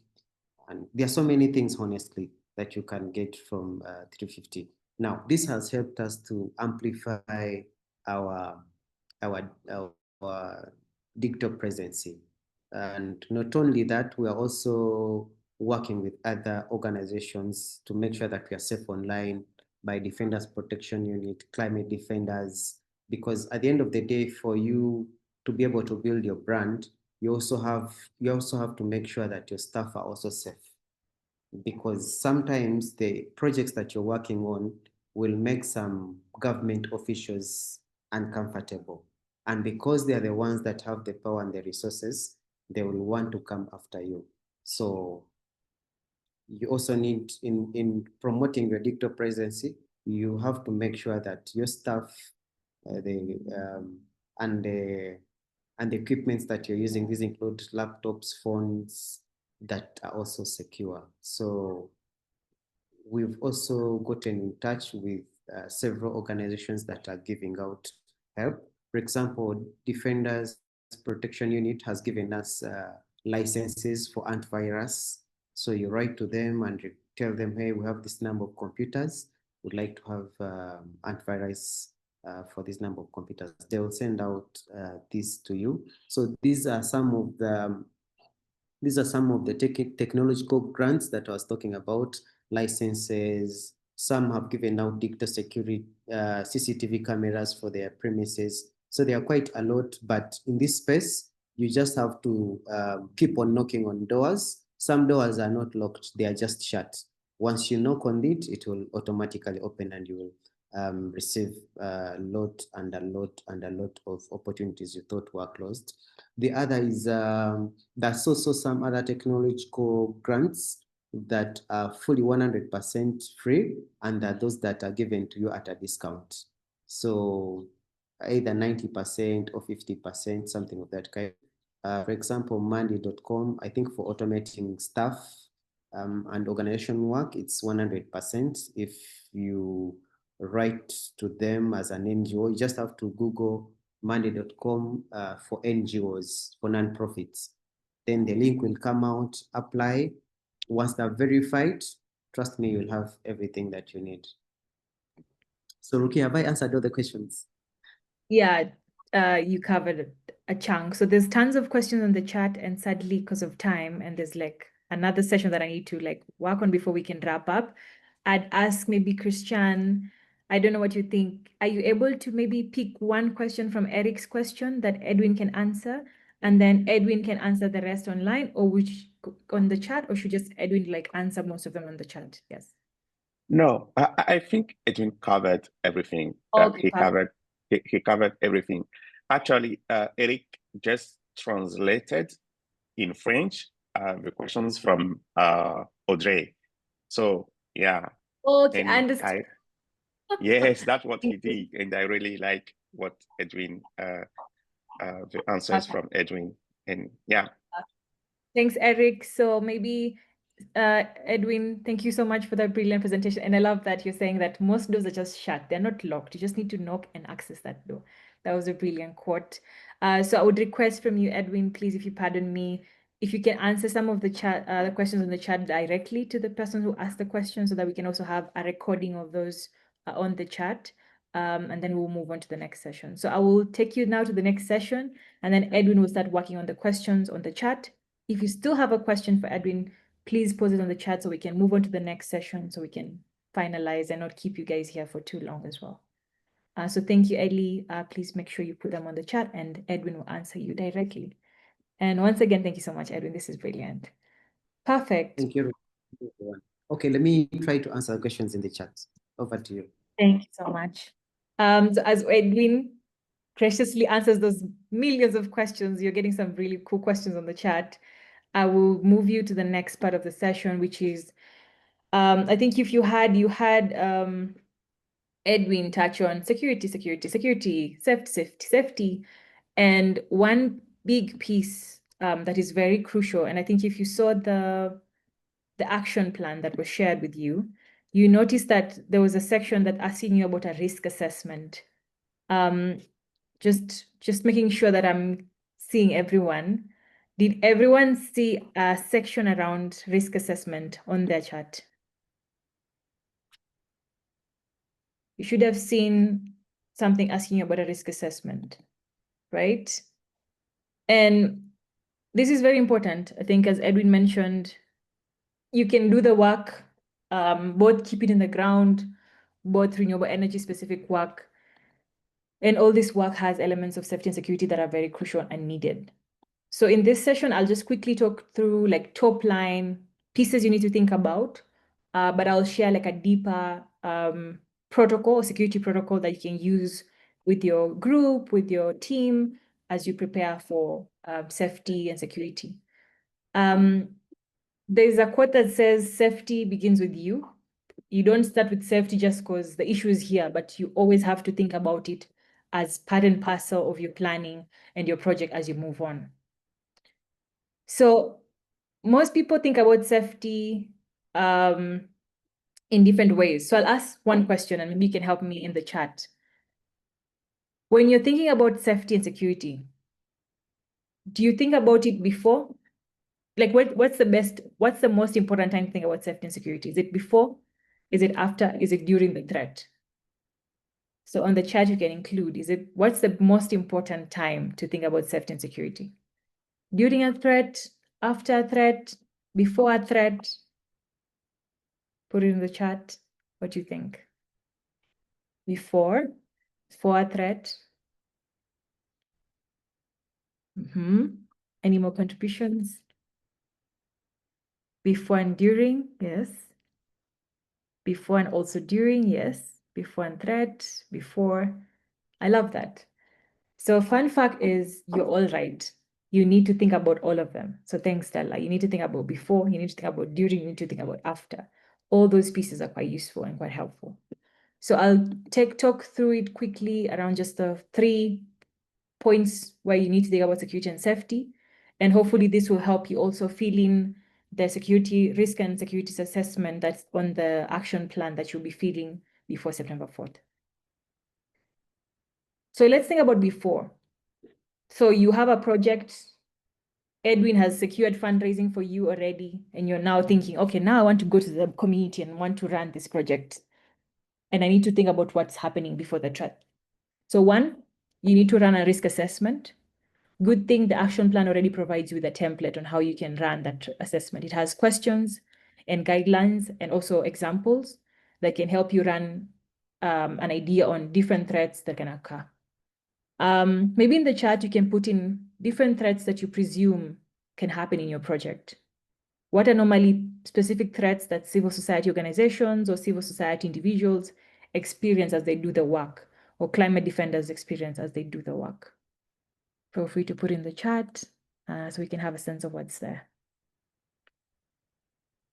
And as you're thinking of your project, what threats do you think about? What threats do you presume could happen or will not happen? And what do you feel like you need to prepare for? I can give you an example of the time a couple of years back where those threats around civil society organizations being closed by the government just because they were not in line with what the government liked. So that's one threat that could happen or is presumed when you're looking at your organization. There's threats around just the climate crisis. There could be flooding, where your office is located. So how do you ensure around that? How do you prepare for that? So those are the kind of issues you can look at. So now you've run the risk assessment. And as you look at the assessment itself, there's elements around preparing for response strategy. So how are you responding to this? So there's flooding. How do you respond? Did you set up insurance for your computers? Or there's digital, maybe you are hacked. Did you have a backup for your information, for your organization's information? How do you do that, right? Or in the worst case scenario where there's someone in your team is arrested, how do you prepare for that and look at that as well itself? Now you have the response strategy. Now you need to plan or launch the event. So you need to launch the event itself. And when you're launching the event, make sure you also have contacts of possible human rights defenders in your region. So there could be lawyers who are doing pro bono work. There could be human rights defenders institutions. I think Edwin mentioned a couple, Defenders. There's the Coalition of Defenders as well. There's climate defenders programs in different communities and countries as well that are helpful. And I will also share links to some of these resources and pro bono lawyers that people can reach out to. And then now, as you've done all that and you're preparing before that event, you need to review both the risk assessment throughout the cycle of the campaign. So before, during, and after, as we said before. So now it's during the threat. You had prepared, you had your event, but unfortunately, because you prepared before, the threat still happened. So either someone was arrested, or you are hacked. And then the common one that I've been seeing lately is people's WhatsApps being hacked. And then you find someone being hacked on WhatsApp. Or, for example, maybe your organization's bank account was closed because the government is investigating what you're doing, which is not likely, but unfortunately, sometimes it happens depending on the different work that's happening or the country you're doing this work in. So the threat has occurred. What do? One, you need to reach out to your contact. So if you're part of Africa VUCA network or are connected with 350 Africa, your point of contact would be your regional organizer. So it would be either myself, Christian, or Lynn. If a threat of any kind has occurred to you or your teammate and you need support, you will reach out to one of us and then we will escalate this. So once myself, Lynn, or Christian has gotten that alert that there's an issue that has happened, the first thing is to contact, we will amplify that case. So we will either contact the human rights defenders in your region and contact other human rights defenders in your space so that we can come together and say, okay, this threat has occurred, whichever form of threat it is, and we will amplify that issue to the specific person who can solve that issue for you. So in the case of, God forbid, kidnapping or arresting, then the human rights defenders, could be a lawyer, it could be a human rights defender, can go meet the defender on the ground. As you know, Africa VUCA Network represents a continent-wide of people. So it represents people from Senegal, Ghana, Nigeria, and the three organizers can't be in those places. Hence why there is a network of pro bono human rights defenders that all of us need to have and share that in the risk assessment and say, hey, Rukia, in my risk assessment, this is the contact of a lawyer we work with very often. In case of 1, 2, 3, this is the first person you can reach out to in case of that, and they can support me. So then once the HRD has reached out to you, the next part is to amplify and do a solidarity action. I'll give a case of the work that's happening with Stop ECOP, where like there are people who are arrested with the KCB issue, but then through solidarity and amplification of that issue and that injustice, then it puts pressure on the oppressor so that they cannot harm you in any way. Then the last piece is around escalation. So for example, you've done the solidarity action, you've done the amplification, and yet the threat has not been averted. Then the next piece is to escalate. So escalation can look like either going to the court of law and bring it to the court justice. It can be as simple as involving international law, etc., and putting as much eyes as possible on that issue. So in the case that you were successful, that you amplified the case, the threat was absolved, this is like on the good side, like everything has worked. People always forget the part around after threat. What do you do after the threat has been averted? Do you just tell the person, okay, nice, it's been good. We have, taken you out of jail, or your organization has is now open, you're able to access funding, and that's that? I think that's not. In the case of individual threats, so either someone was hurt, there was a, I don't know, God forbid, an accident, or someone was arrested, physical, psychological therapy for the affected defender is quite crucial. And there are free resources. I will share more, so a group called Open Briefing that provides therapy sessions that are virtual that can help that person come into terms with the threat and feel safe again. Because after threat, this issue of safety is already compromised and you need to return that feeling of safety back. And psychological therapy is one of the ways that can help that. Secondly, human rights defenders organizations need to keep an eye out on that case. As you know, they say crimes against defenders are usually recurrent, sadly. So you need to keep a close eye to avoid repetition or further threat. So just because a threat was averted doesn't mean it cannot recur. So you need to prepare better. You need to put like guardrails and put like safeguards so that that issue doesn't recur itself again. And in case it recurs, you're better prepared to ensure that there's minimal impacts from that threat. Thirdly, you need to now review. So what went wrong? The threat has been averted. What is my SWOT? What is my strength? What was strong in terms of how I handled that threat or that issue? What was my weakness? What were my weak points as a team, as an organization when I was handling that issue? What are opportunities that I can take on? Are there like funding opportunities? Are there partnership opportunities? Are there other opportunities that I can take up more now to support me be better next time? And then finally, how do I do it moving forward, right? And this is very important as you look at it in that space. Then now, in the extreme cases of issues, there are organizations that offer relocation. I don't know if you've heard of these people who've gone to exile just because the countries that they're living are not safe as they could be. I think recently with our comrades in DRC, you notice with the violence and conflicts that were happening in their country, a big chunk of them had to relocate out of the DRC to other countries, either Kenya, Uganda, and Tanzania, so that they can be able to be safe. So those are options that normally happen in extreme cases where someone cannot be able to operate or function in safely in their own country. Then finally, and the most important piece is always constantly monitor that issue and that kind of work that you're doing. Monitor that threat, monitor the impact, always have a risk assessment ready because it's quite crucial for you to just prepare. It doesn't matter if you're doing installation for renewable energy, there's always a threat that you need to look at and be prepared for.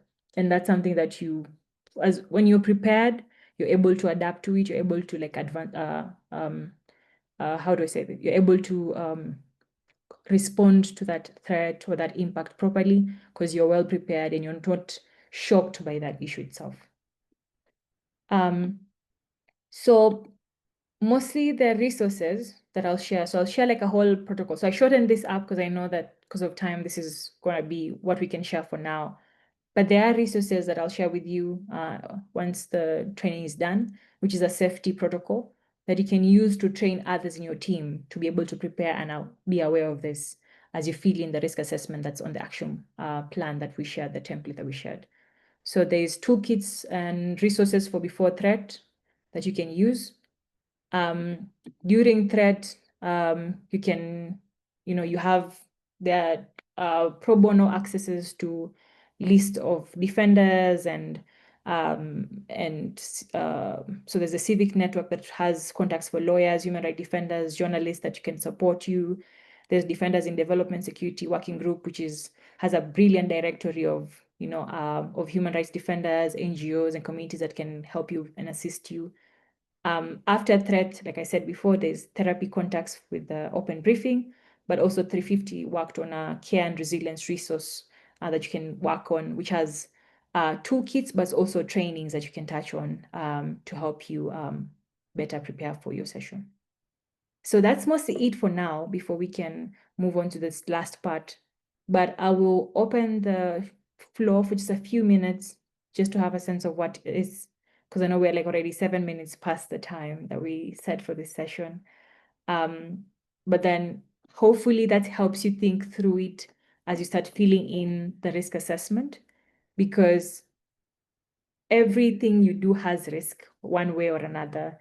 Even fundraising itself is a risk itself. So when you're fundraising to someone, make sure that you're looking at who are you asking money from and how does it impact how you're doing your work. Or if you're going to the field, make sure that you're looking at risk assessments. If I'm transporting people, how many people am I transporting? Where? How do I make sure these people are safe as I'm transporting them? Those are things that we also need to look at itself as well. So I'll open the floor up for any questions or feedback, and also needs that we can share with you so that we know what we can give you at the end of the session and at the end of the training themselves that can help you be well prepared in advance. Great. I see Stella is on Slack, so go ahead.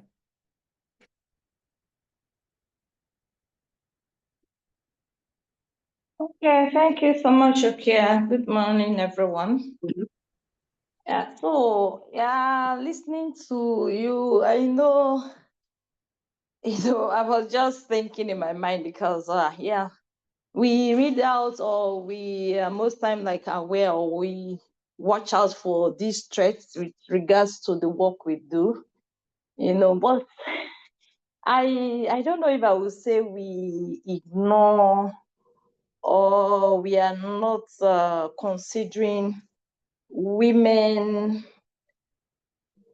in this space, like especially would I say married women? Okay, let me say that because I had a discussion with someone some time ago when I went to a conference, and there is this threat domestically that I don't know if we are not looking at, that most women face, especially in Africa, because it's not every man that is able to handle let's say the progress or the success, or when their spouses are a bit vocal about some things. I don't know if people from outside tend to reach out to them to say maybe you need to calm your wife down, or maybe she's being so vocal in this space and all that. And someone shared that with me, and I started thinking, should we do more? Should we have a thing towards protecting women in this space? Or even when they going for conferences, traveling, they are a bit empowered, and maybe there is this fear. I don't know. I'm just trying to. I've been discussing this with a few women. We had a program. There was this women conference also that we had in the Niger Delta somehow. And we were talking about mental health issues and all that. And a whole lot came in, from the women, and, you're advocating for people. And I don't know whether you need to now advocate for yourself, So I don't know. I've just been trying to see, how do we put in a bit of this? I don't know. I don't know, Rukia, but it's a lot. Thank you. Thank you so much, Stella. I think first of all, I want to like commend you for, you know, bringing that issue forward. We had a session a couple of months ago with the comrades from Colombia, and it was an exchange between Colombia and Nigeria, and it was virtual. And some of the pieces that were mentioned was that exactly around how sometimes it's not as, there are those threats we don't look at, which are more individual and not very team specific, and they're not group specific, but they're individual from where they come, what a person comes from, where it's their home. And as you said, like, you know, someone wants to travel, and either their husband or their wives, you know, we don't want to exclude that also the women, sometimes it's not, it's always either way, can prevent that or make that difficult, or even just it can also sometimes not even be physical, right? It can be mental, that someone is stressing you out or your marriage is crumbling just because you're always away from the house, and this is bringing tensions around that. And I think that's, maybe it's an opportunity for us to think about that and also talk about that. But the beauty of that is that you've brought this forward is, I think when you're in a team and you have an open, intentional space where you can speak about these issues, whether it's just physical, it's team specific safety, then maybe in your own teams, you can create space to have like very individual conversation around, hey, I'm struggling with this at home. How can you guys help me? Or if traveling is happening, can one person take on this much so I can also breathe and be able to take care of my family? So those are pieces I think it's crucial to have those uncomfortable conversations together, so we're able to do that together and move. Yeah, I love that, Stella. And in case you've got any resources from that conversation that you worked on, the women's conference that you talked about, Stella, please feel free to share it with us, and we'll be happy to share that on the website so that people can, other people who might be going through that or want to have such conversations in their teams are able to access that as well. Thank you so much, Stella. Alain?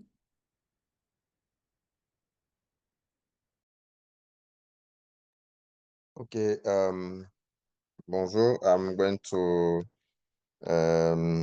express myself on French. Go Ok, ahead. le risque aujourd'hui que je viens partager avec vous est celui relatif aux femmes et les enfants qui sont dans les zones d'exploitation minière au niveau de l'Est Cameroun. C'est une zone aujourd'hui qui est, du point de vue d'abord, une catastrophe écologique parce que on vient utiliser les minéraux rares, c'est-à-dire le mercure qui est déjà prohibé à l'environnement. Et cela vient poser le risque d'une catastrophe écologique. Outre cela, nous avons l'impact sur les communautés, à savoir le déplacement massif des populations, des femmes et les enfants qui sont obligés de partir d'un endroit A à un endroit B, parfois même qui laissant derrière eux tout ce qu'il y a comme richesse, maison, plantation. Et là, nous sommes en milieu rural où les femmes et les enfants, les femmes vivent de la chasse, de la cueillette, de l'agriculture et sont maintenant obligées d'abandonner tous ces richesses-là et être déportés d'un endroit A à un endroit B sans leur consentement. Et le problème foncier ici se fait poser avec acuité, c'est qui vient nous poser la problématique du nexus droit de l'environnement, droits humains. Et à partir de ce moment-là, les risques que nous présentons ici sont ceux-là qui peuvent être bien identifiables avant les projets, pendant et après, mais malheureusement, les sociétés ou les sociétés qui viennent poser le mécanisme d'extraction minière dans ces zones-là ne prennent pas en compte généralement de ces risques-là en amont. Et nous avons eu la possibilité avec l'Africa Just Transition Network d'avoir une étude au préalable, mais faute de financement, le projet n'a pas pu continuer. Moi-même qui travaille dans cette zone-là, en tant que chercheur, je n'ai pas toujours la possibilité de pousser le travail puisque ça ne va pas au-delà de ma zone. De ma zone d'études qui est bien circonscrite. Donc aujourd'hui, je partage cela avec vous pour voir dans quelle mesure on peut élaborer un projet ensemble pour voir comment est-ce que nous pouvons venir en aide de ces communautés-là qui aujourd'hui ont un problème foncier, un problème en environnement, un problème de santé quand on sait que les femmes et les enfants, les femmes particulièrement, et les jeunes filles vivant dans ces zones-là ne peuvent plus pratiquer de l'agriculture parce que l'environnement est spolié. Elles ne peuvent plus pratiquer de la pêche parce que les eaux et les terres sont spoliées. Si une femme est enceinte, par exemple, et qu'elle touche à ces eaux-là, automatiquement, elle perd son bébé. Vous voyez les risques en amont qui sont déjà établis dans ces zones-là. Et le problème foncier également, quand on sait qu'en milieu rural ou alors dans les zones forestières où vivent ces communautés, le problème foncier la question foncière est un socle fondamental où les communautés doivent se mouvoir.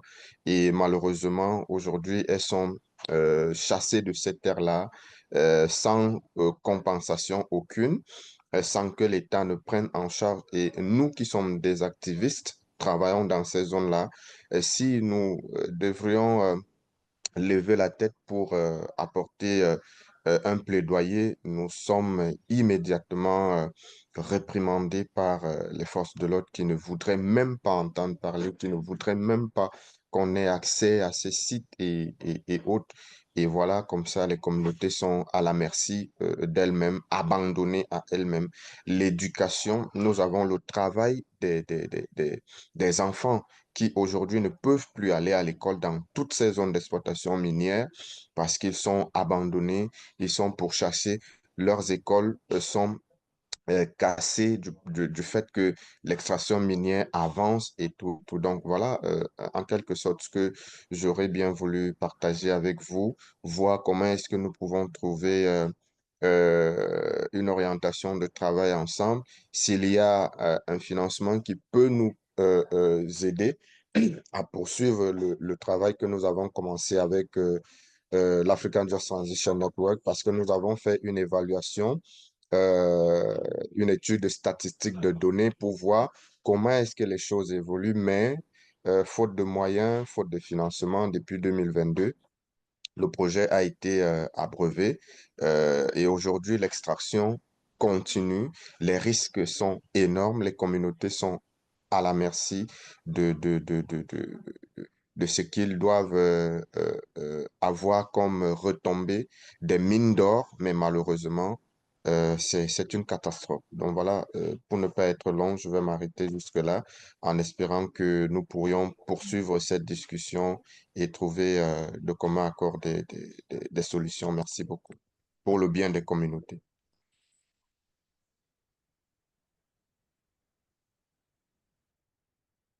Thank you so much, Elaine, and I love that contribution from Cameroon. Similar issues have happened in South Africa. Similar issues have happened in Nigeria as well, and even Kenya in Lamu with the fisher folk communities that were chased out of their homes without reimbursement. And that's like a constant like battle like climate defenders are fighting and working towards. And there's one thing that I'm always saying that even if we're thinking about community-led renewable energy projects, which is the essence of this training, I think part of that could be also looking at individual gaps. Maybe in your community, the gap isn't around community-led renewable energy. Maybe in your community, safety is the gap. There are people who offer funding and support for projects that are that specific, that solve those kinds of issues. So please, maybe one suggestion I would have is the action plan template that we shared is supposed to guide you to prepare a project. So a project of any kind that is specific to your community and the work that your team can do and is able to do.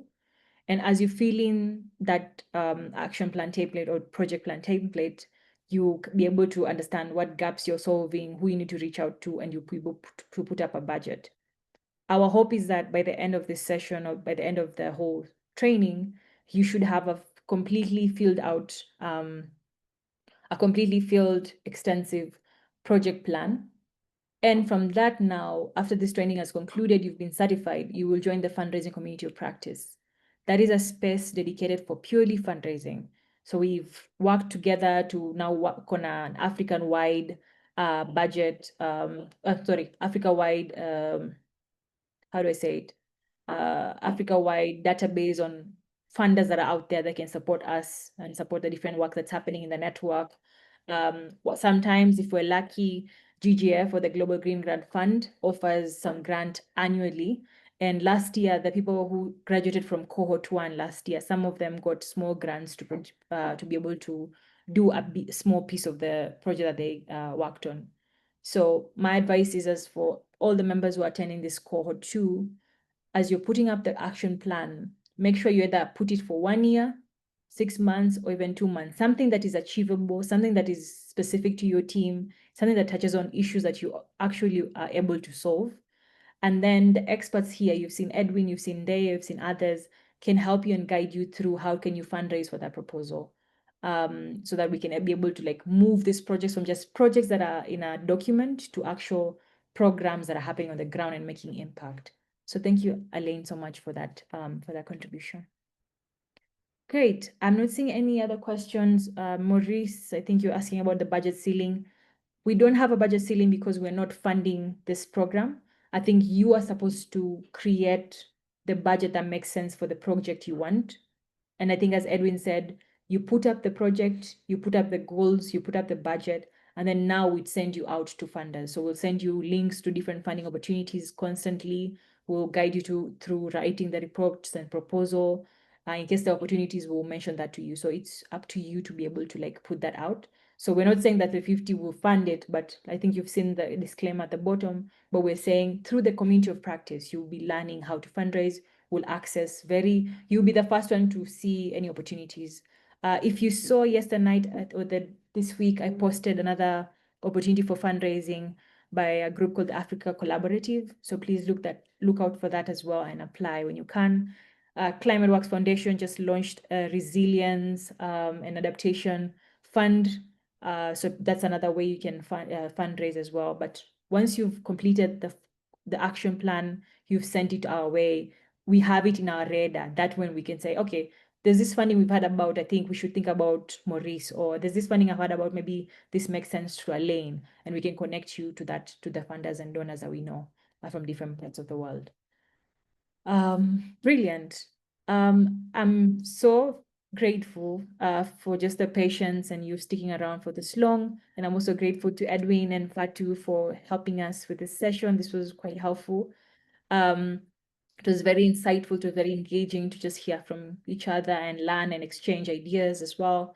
And we'll be following up on these pieces. We always put nowadays we put the recordings on YouTube so that it can be accessible to maybe someone who's struggling with internet and just wants to follow along. So please check out our YouTube at Africa VUCA Network, and you'll be able to see the past ones that you missed and the new ones that you want to check out.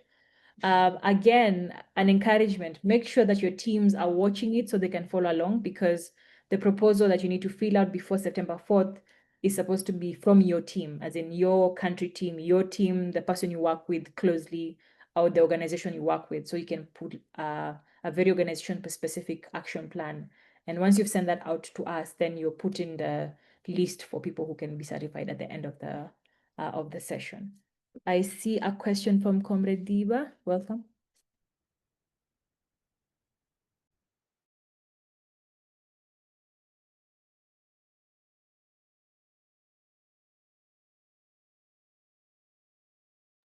Okay, I think he's struggling with internet.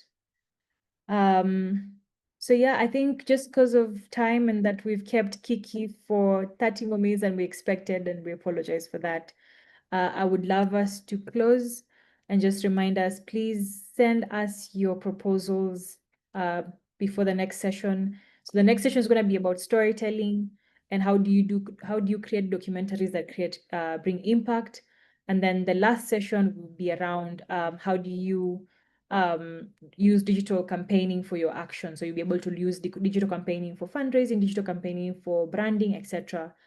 But then also one last reminder, if you're on the Africa VUCA channel or Africa VUCA network group, make sure you look at the announcement page. This is where we share events, opportunities that are happening across board.